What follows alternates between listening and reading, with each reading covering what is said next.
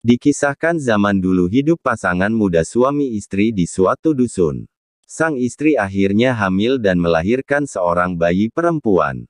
Anehnya, bayi perempuan ini sewaktu dilahirkan tidaklah menangis, sehingga kedua orang tuanya memberinya nama Roro Anteng yang berarti perempuan yang tenang atau diam.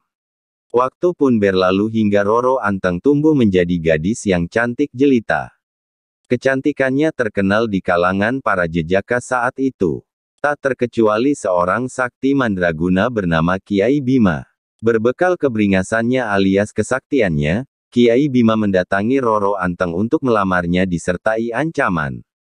Lamaran tersebut harus diterima, jika tidak ia akan membuat dusunnya binasa. Sebenarnya Roro Anteng merasa berat hati menerima lamaran tersebut. Namun, ia terpaksa menerimanya demi menyelamatkan dusunnya. Dan ia memiliki sebuah rencana untuk menggagalkan lamaran tersebut. Roro Anteng mensyaratkan kepada Kiai Bima jika ingin lamarannya diterima maka harus membuatkan sebuah danau dalam tempo 1 malam. Karena tak ingin kehilangan Roro Anteng, Kiai Bima menyanggupinya. Berbekal batok kelapa Kiai Bima mulai mengeruk tanah untuk dijadikan danau. Dalam waktu singkat, danau sudah tampak akan selesai. Roro Anteng yang telah bersiasat kemudian meminta orang-orang dusun untuk memukul-mukul alu supaya hari sudah terdengar pagi dan ayam mulai berkokok. Kiai Bima segera sadar jika dirinya tidak berhasil menyelesaikan tantangan dari Roro Anteng. Ia pun tidak bisa memaksakan lamarannya. Hatinya yang kesal segera membanting batok kelapa yang dipegangnya kemudian meninggalkannya. Bekas batok kelapanya kemudian menjadi gunung batok yang terletak di sebelah Gunung Bromo. Sementara, bekas galiannya menjadi segara Wedi, lautan pasir, yang bisa dilihat sampai saat ini.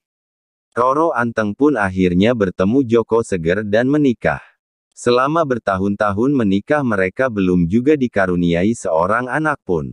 Akhirnya Joko Seger berdoa kepada Sang Pencipta jika dikaruniai anak, dia bersedia mengorbankan anaknya itu.